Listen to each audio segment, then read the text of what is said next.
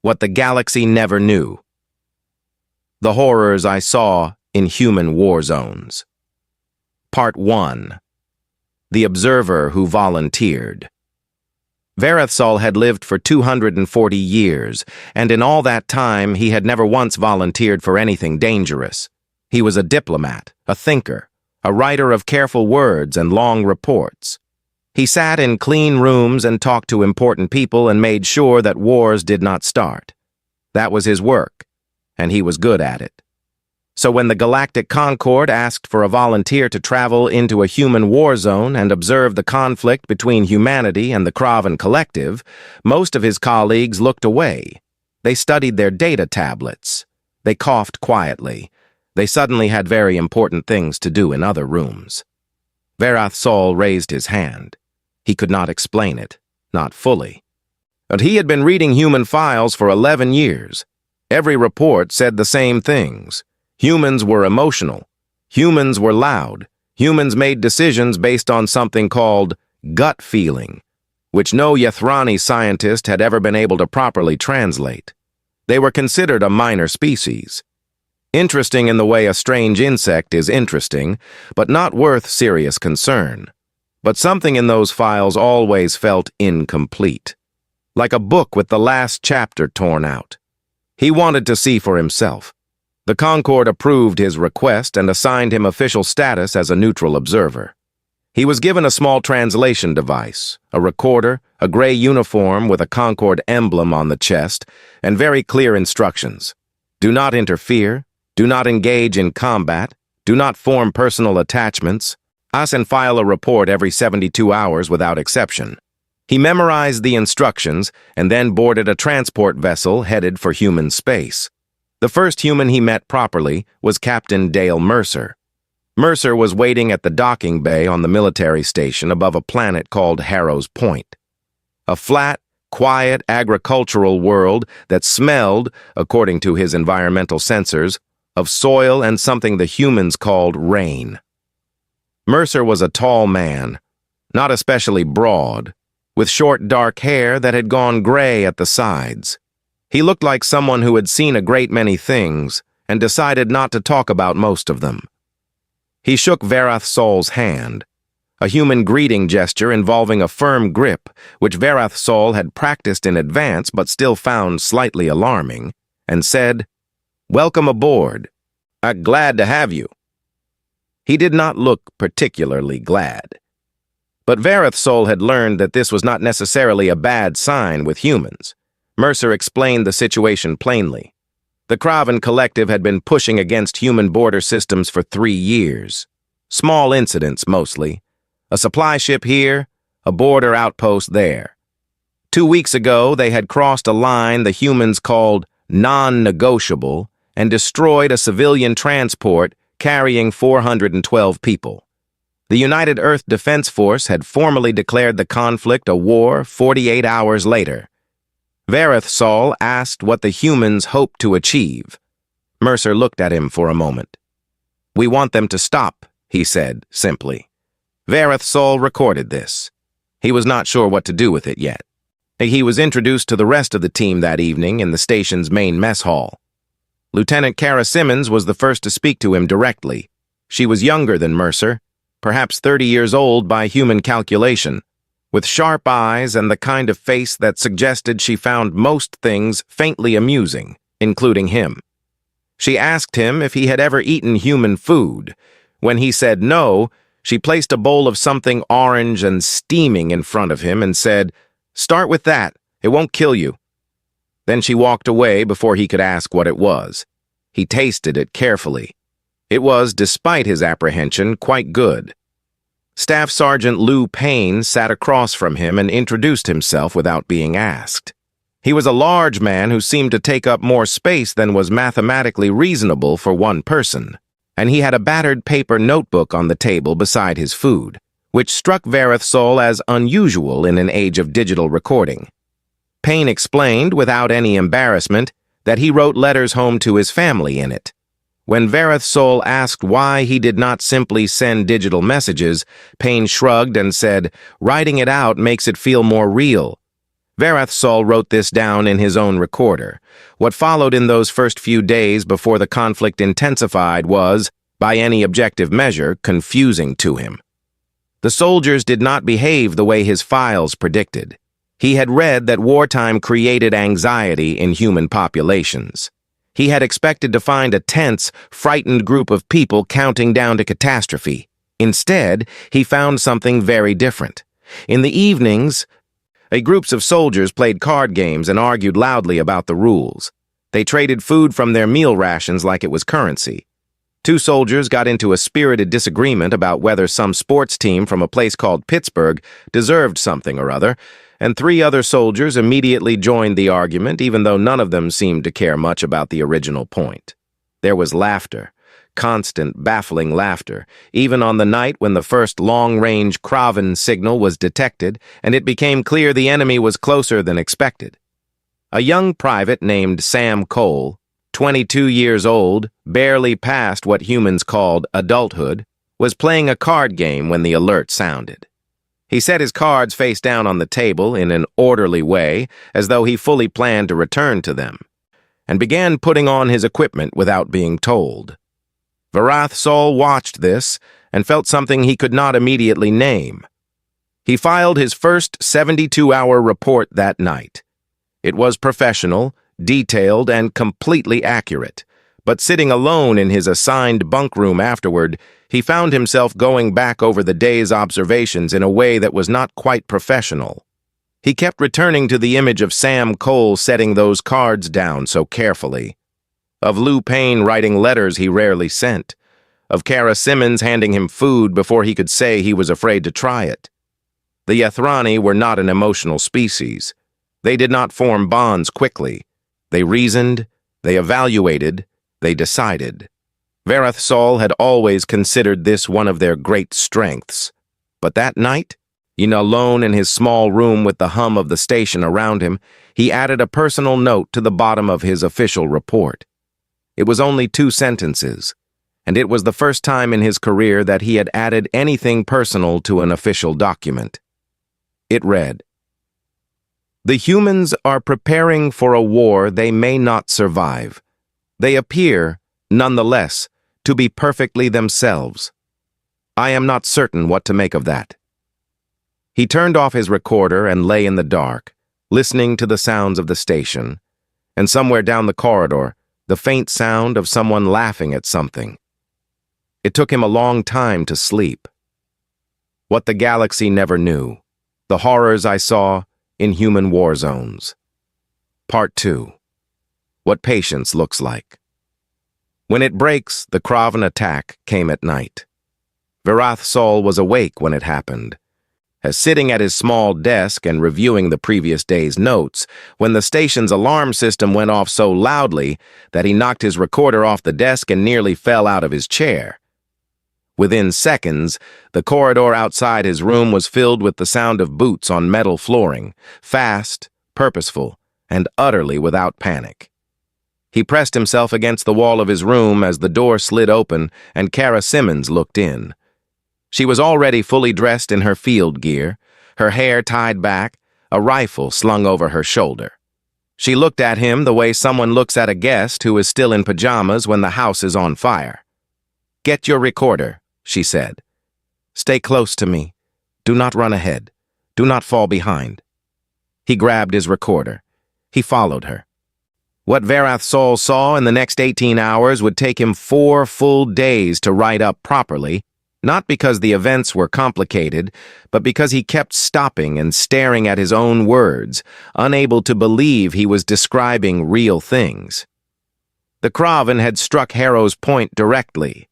Not a military installation, not a supply depot, the farming settlements on the planet's southern continent, where approximately 60,000 human civilians lived and worked. The logic, as Varath later pieced together from intercepted Kraven communications, was calculated. Destroy something soft. Destroy something that the humans loved. Make them feel the cost of resistance before the real fighting began. The humans did not respond the way the Kraven had modeled. The Captain Mercer was in the operations room within 4 minutes of the first strike. Varath Sol stood in the corner with his recorder running and watched the man work. Mercer did not shout. He did not pace. He stood at the central display table and spoke in a voice that was very quiet and very level, and the people around him responded immediately to every word. Within 30 minutes, he had coordinated a response across 9 different units spread over 3 continents. He had reorganized supply lines, redirected 2 orbital defense platforms, and arranged for 3 civilian evacuation corridors to open simultaneously. He did all of this while drinking black coffee from a metal cup that he refilled twice and did not appear to notice he was drinking. And Varath Sol had attended Concord's strategic planning sessions that took 6 hours and involved 40 delegates and achieved less. On the ground, things were different. Kara Simmons led him into the field on the second day, when the initial Kraven push had been blunted and the fighting had become street level in the settlement towns. Varath Sol had studied war in theory. He had read about it, reviewed footage of other species' conflicts, written papers about its causes. He had never been inside one before. The noise was the first thing. Not just loud, wrong. Sounds that had no natural equivalent, deep and sharp at the same time, coming from directions that didn't match where the damage appeared. Smoke moved in ways that made the air taste of metal. The ground vibrated underfoot at irregular intervals. And through all of it, as the humans moved, he watched Grace Holloway work for the first time in the ruins of a collapsed residential structure where 3 soldiers had been caught in a secondary strike. Holloway was the unit's field medic, a compact woman in her late 20s with quiet hands and a voice that never rose above normal conversation volume, no matter what was happening around her. She worked on the first soldier, while a Kraven reconnaissance drone passed overhead so close that Varath Sol could hear its engines cycling. She did not look up. The drone swept past. The drone came back. She still did not look up. Her hands kept moving. She was talking quietly to the soldier the entire time, not instructions, not medical information, just talking, saying that he was going to be fine, saying she had him, saying it in the flat, a certain tone of someone reading a fact from a book they trust completely. The soldier stabilized. Holloway sat back in the rubble, exhaled once, one long, controlled breath, and then reached into her vest pocket and took out a small wrapped food bar. She ate half of it, looked at the sky, and then moved to the next soldier. Varath Sol stood 10 meters away and did not move for a long moment. His recorder was running, but he had forgotten to narrate. He was simply watching. Lou Payne was another case entirely.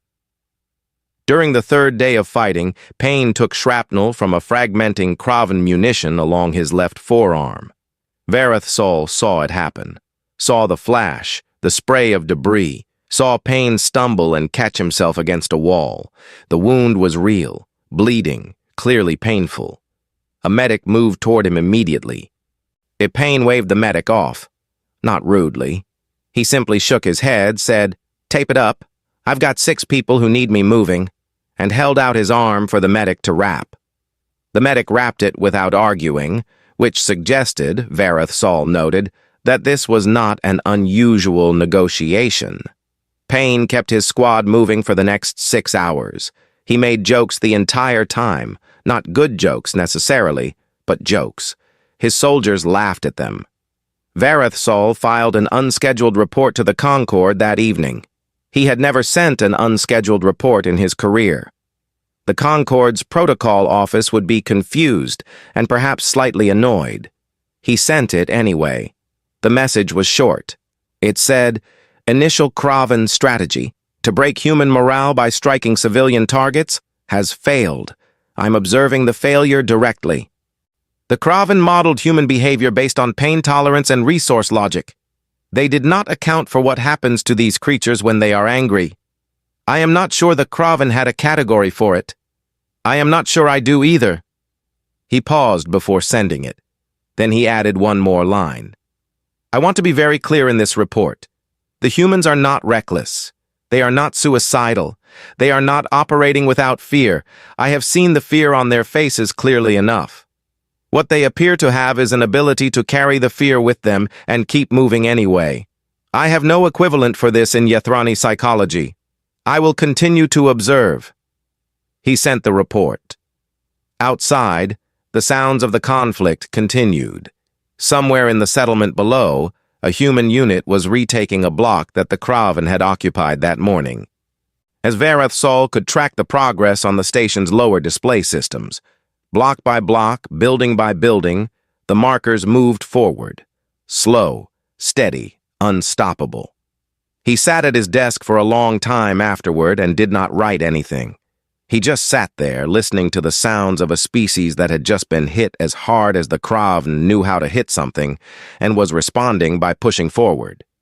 He thought about the Kraven's calculation. Strike something soft. Make them feel the cost. He thought about Grace Holloway eating half a food bar in the rubble.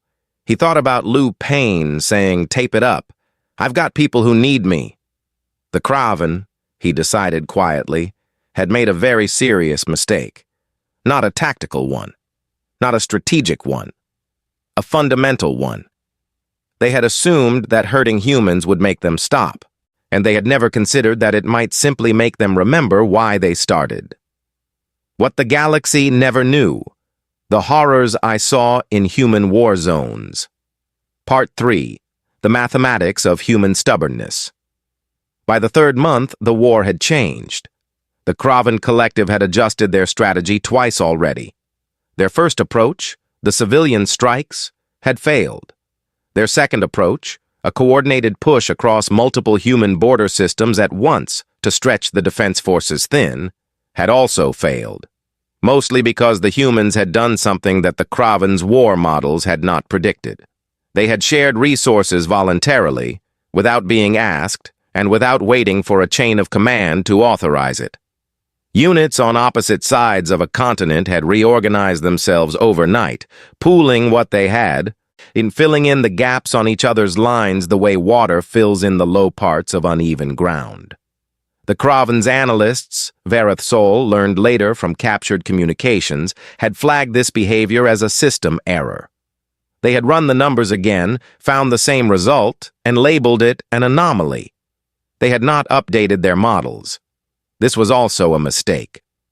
Vareth Sol had been transferred to a region the soldiers called the Grind. It was a stretch of ruined industrial territory on a moon called Calith 4, a dark, cold place that smelled of burned metal and something oily that he could never quite identify.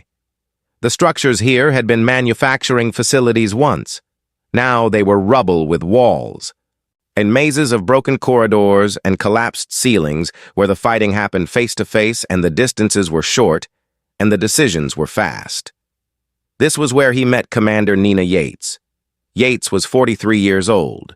She was not the tallest person in the room, nor the loudest, but Vareth Sol noticed within his first hour in the Grind that every single person there, from the most senior officer to the youngest private, tracked her position at all times the way smaller objects in space track the gravitational pull of something larger. She moved through the camp with complete ease, knowing every face, calling every soldier by name. Not rank. Name.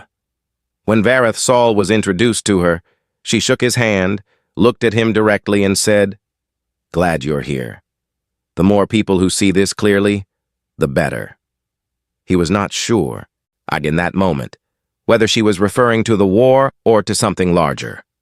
He later decided it was probably both. She gave him access to the Grind's daily briefings. He attended every one.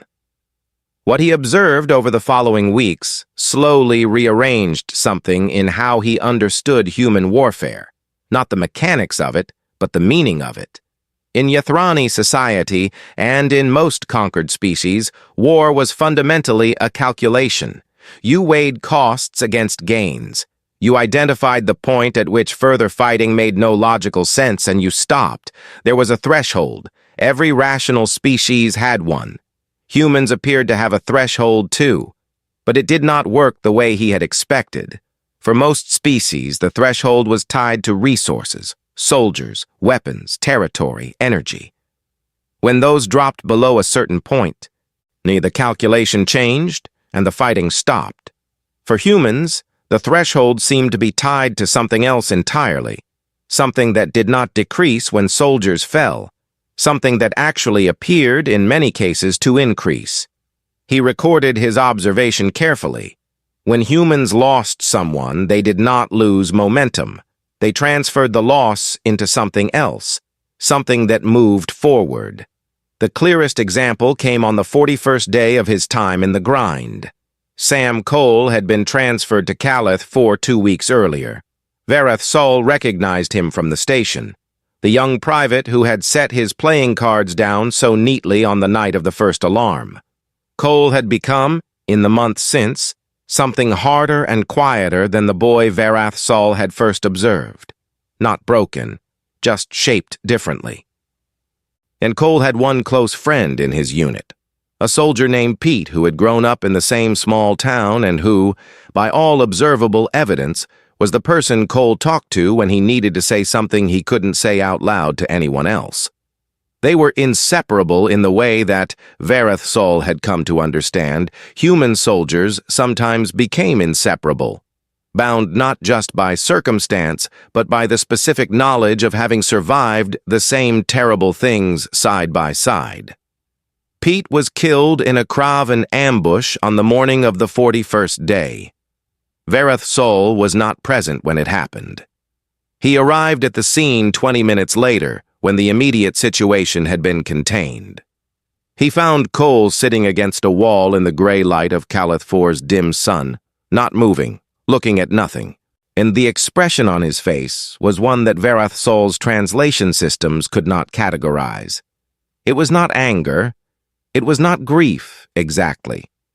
It was something deeper than both, something that appeared to come from a place that was very quiet and very final. Vareth Sol stayed back. He did not record. There are moments, he had learned, that do not belong in a report. He expected Cole to be pulled from active duty. He expected medical assessment, rest period, a standard recovery protocol. He had seen this in the files. Humans did this for each other. They protected the grieving. But Cole stood up after a while and went to find Commander Yates. He requested a flanking assignment. A specific one, the Eastern Corridor push that had been delayed because it required drawing enemy fire from an open position. And it was the most dangerous role in the day's plan, and it had been hard to fill. Cole said he wanted it. Yates looked at him for a long moment. She said nothing. Then she nodded. What followed was the retaking of an entire block of the grind's eastern sector in under 3 hours. A stretch that had been held by Kraven forces for 19 days. Cole moved through the open ground, drawing fire, and 2 squads moved in behind the distraction he created. It worked with a precision that the morning's briefing had called unlikely. Cole took a minor wound to his right shoulder and did not stop until the block was clear. When it was over, he sat down against a wall again. Same posture, same stillness. For a few minutes, he was completely unreachable, and then he looked up and asked Sergeant Payne, who had arrived with the 2nd squad, what came next. Vareth Sol stood at the edge of the cleared block and wrote nothing for several minutes. He simply held his recorder and stood there in the cold, metallic air of Calith 4 and tried to understand what he had just watched. He had studied 230 years of galactic conquered conflict records. He had read every major study on warfare and species psychology that the Concord's academic institutions had produced. Nothing in any of that material had given him the framework he needed for this.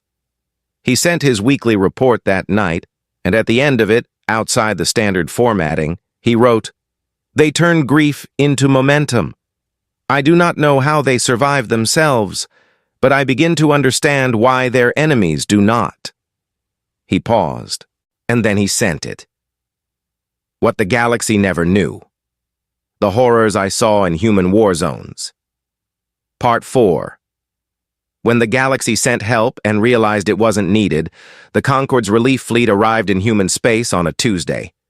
Varethsol knew this because one of the younger soldiers on Calith 4 told him that Tuesdays were, in human cultural tradition, considered the most unremarkable day of the week.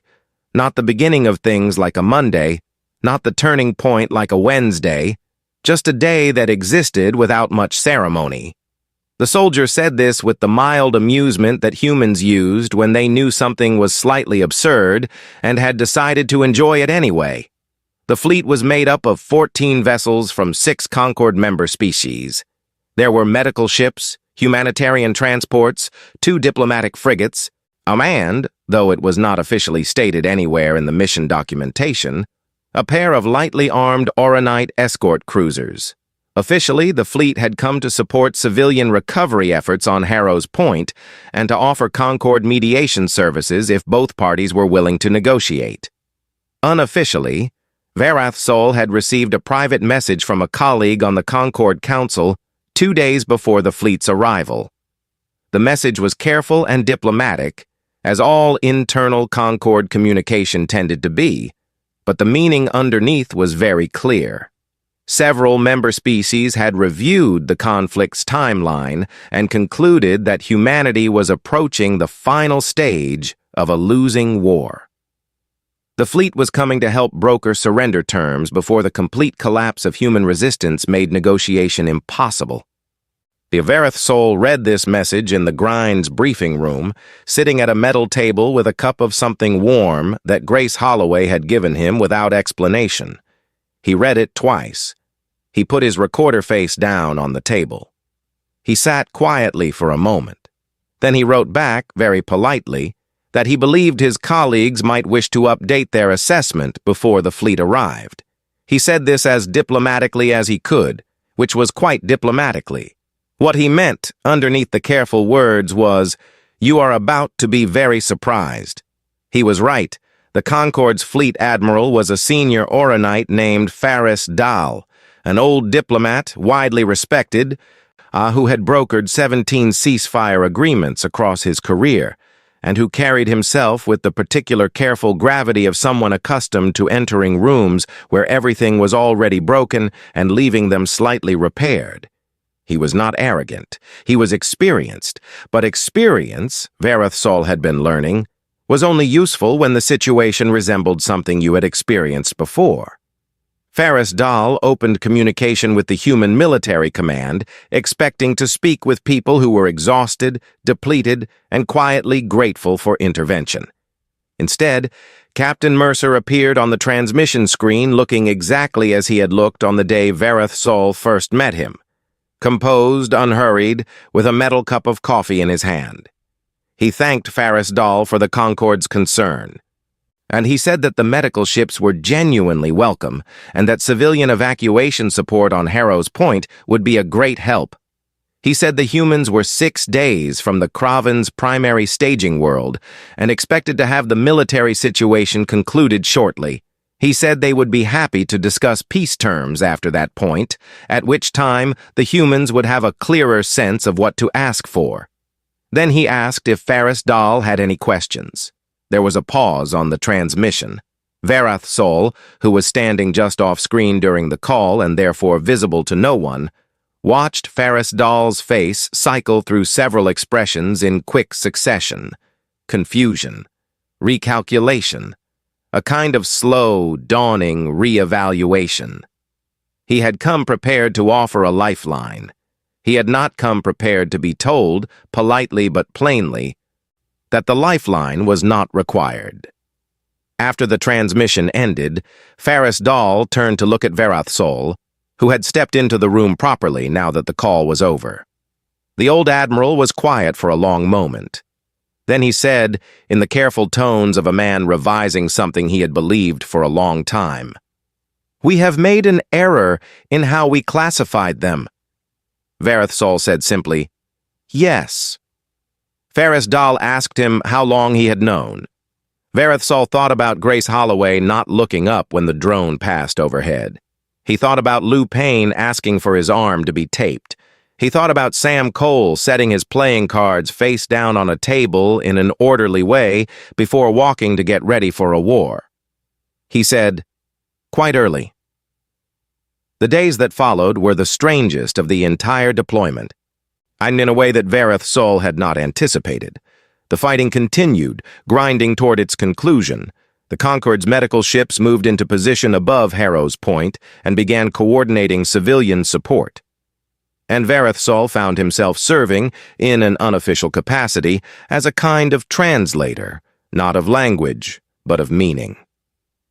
The Concord personnel who came down to Calith 4 and to the forward positions near the Kraven staging world looked at the human soldiers and did not know what they were seeing. He watched a Yethrani medical aide from the relief fleet stand in the entrance of a field hospital on Calith 4 for a full 3 minutes, simply frozen, because inside the hospital, a group of off-duty soldiers were laughing loudly at something. They were laughing in a building where half the beds were occupied, and the sounds of the conflict were still audible in the distance. The aide could not process it. Vareth Sol walked over and stood beside him. He said quietly, "They are not ignoring what is around them. They are choosing not to let it take everything. There is a difference." The aide looked at him for a moment, and then back at the soldiers. He still did not entirely understand, but he stopped being frightened of it. Commander Yates held a different kind of moment for the Concord observers. On the day the Kraven's forward defensive line finally broke and the path to the staging world opened up, there was no celebration in the human camp, no announcement. Yates walked the full length of the field hospital and spoke to every wounded soldier by name. And she spent 4 hours doing this. She had a folder in her hand with handwritten notes in it, names, details she had prepared so she would know exactly who she was talking to when she walked through the door. One of the Concord observers, a young Lethian who had volunteered for the relief mission out of academic curiosity, approached Vareth Sol afterward and asked him what the purpose of the gesture was. Was it a ritual? A protocol? Vareth Sol considered the question seriously. He said, "I believe the purpose is simply that she wants them to know they have not been forgotten, that someone who carries responsibility for this place also carries them in her mind by name. I think for humans that matters enormously." The Lethian wrote it down. Then the Kraven Collective signaled surrender. The transmission came through at something past midnight local time on Calith 4. The terms request was formal and brief. The Concord's diplomatic team assembled quickly to assist with the process, as was the standard procedure for post-conflict negotiation. Fares Dahl took his position at the head of the communication suite, a dozen aides arranged behind him. The human negotiating team arrived 3 minutes later. Mercer led it. Kara Simmons was beside him. 2 others followed. Mercer's first stated demand was not territory. It was not financial reparations. It was not any of the things that the Concord's models predicted would come first from a victor establishing post-war leverage. His first demand was the immediate and unconditional release of every civilian prisoner taken from Harrow's Point, before anything else was discussed, before any other term was placed on the table. Fares Dahl said nothing. He looked at Mercer. Then he looked at Vareth Sol, who was standing along the wall with his recorder. Vareth Sol gave the smallest possible nod. Fares Dahl turned back to the transmission and said nothing further about it. He had learned, in the past few days, when to simply watch. What the galaxy never knew. The horrors I saw in human war zones. Part 5. The report that changed the Concord. Vareth Sol left human space on a gray morning, from the same docking bay on the station above Harrow's Point where he had first arrived 8 months earlier. He was thinner than when he had come. His gray Concord uniform had been repaired in 2 places where it had caught on debris during field observations. See, he walked with a slight limp, a result of a fall during a chaotic hour in the grind when a ceiling section had come down without warning and he had moved the wrong way in the smoke. Grace Holloway had wrapped his ankle herself and told him to stay off it for 2 days. He had stayed off it for about 4 hours before his need to record things had pulled him back into the field. She had not been surprised. Dale Mercer walked him to the docking bay. He did not have to do this. He was a captain with a post-war reconstruction briefing in an hour and a great many demands on his time. He did it anyway. They walked most of the way in comfortable silence, which was something Varath Sol had come to appreciate about Mercer. He did not fill silence the way some humans did, nervously and constantly. He let it exist. At the bay door, Mercer shook his hand. He said, "Write something true. Not write something good, not write something useful. Something true." Varath Sol said he would try. He boarded his transport and sat by the small observation window and watched Harrow's Point grow smaller as the vessel moved away from it. The planet looked peaceful from up here, green and brown and clouded. You could not see from this distance what had happened on its surface. You could not see the rebuilt settlement roads, the temporary housing structures, the ground that was still being cleared in some places. You could not see any of it. He found he did not want to look away until it was gone from sight completely. His superiors at the Concord expected a standard debrief document. He knew this because they had sent him a polite reminder message 2 weeks before his departure, noting that standard observer reports for conflict deployments averaged between 35 and 50 pages, and that the Council would appreciate his submission within 10 days of return. He submitted his report 11 days after returning. The delay was not procrastination. He had written every page with the care of someone who knew it would be read by people who had never seen what he had seen, and who needed to understand it anyway. The document was 912 pages long. The title was plain and direct. First Contact with Human Warfare, a reevaluation of species classification and threat and ally assessment. There was no dramatic subtitle. Varath Sol did not believe in dramatic subtitles. The content, he felt, would speak for itself. The Concord's receiving office sent a confirmation message that contained, and between the standard administrative lines, one sentence that was clearly not standard. "We have begun reading and will contact you shortly." The word "shortly" was underlined. He did not think this was an accident. What the report contained was not a simple record of tactical events. Any analyst could have reconstructed the tactical events from signal data and field logs. What Varath Sol's report contained was the other thing, the thing that no data log could carry, the meaning of what he had watched. He wrote about Dale Mercer sitting alone in the operations room at 3 in the morning on the 7th day of the conflict, reviewing the personal files of the soldiers who had died in the previous 48 hours. Not for any official purpose, simply reading them, learning who they had been. He wrote about this in precise, the plain language, and he noted at the end of the observation, "I do not believe this is a practice that was required of him. I believe he required it of himself."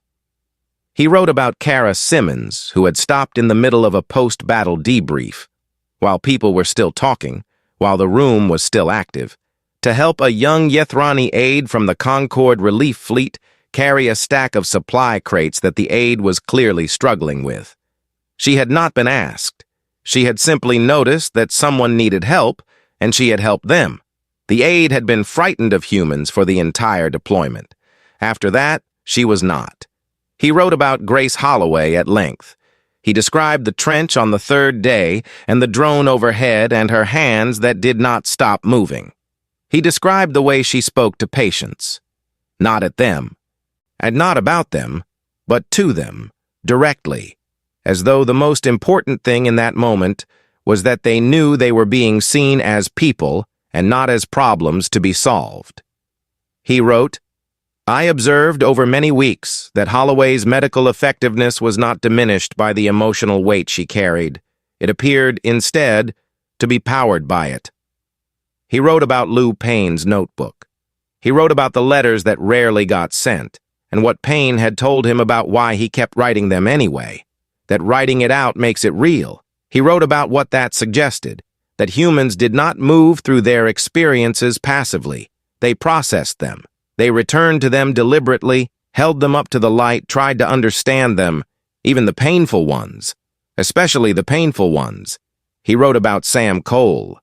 He did not write about it in clinical terms. He wrote it plainly, the way it had happened.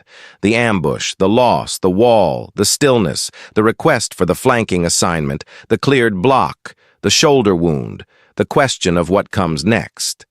He wrote it as a story because he had decided somewhere in the grind that some things lost too much of their truth when you turned them into data points. He wrote, "Private Cole did not stop grieving. I want to be clear about that. He was grieving every hour of that day and every hour after it. What he did was carry it with him and keep moving. I do not know how to measure the strength required for that. I do not think the Concorde has a unit of measurement for it." He wrote about Commander Nina Yates and her folder of handwritten names and her 4 hours in the hospital. He wrote about what the Lethean observer had asked him and what he had said in response, and he included his own answer in the report because he believed it was the clearest thing he had managed to say during the entire deployment. She wants them to know they have not been forgotten. In his conclusion, which was 12 pages long, he addressed the question that the Concorde had been quietly debating about humanity for decades. The question of how to classify them, how to position them, whether to regard them as potential allies or potential threats, or simply as a minor species that occupied a modest corner of the galaxy without much consequence. He wrote, in the plainest language he could find, "The galaxy has spent years trying to decide what humans are. I went to find out. What I found is this: they are not defined by their violence.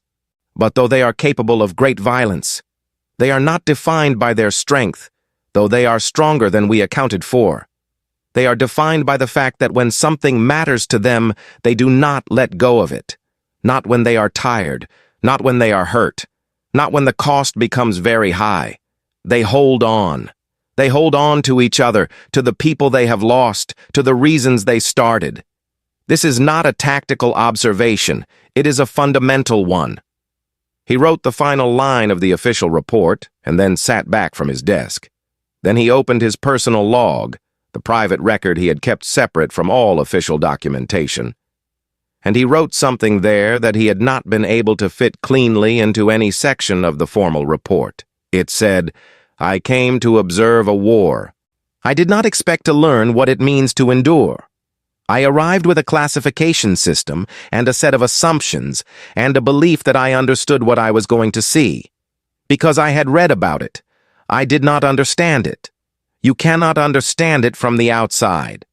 You have to stand in the cold air of a ruined moon and watch a young man stand up from a wall and ask what comes next, and feel, in that moment, the full weight of what that question costs him, and the full weight of what it means that he asks it anyway."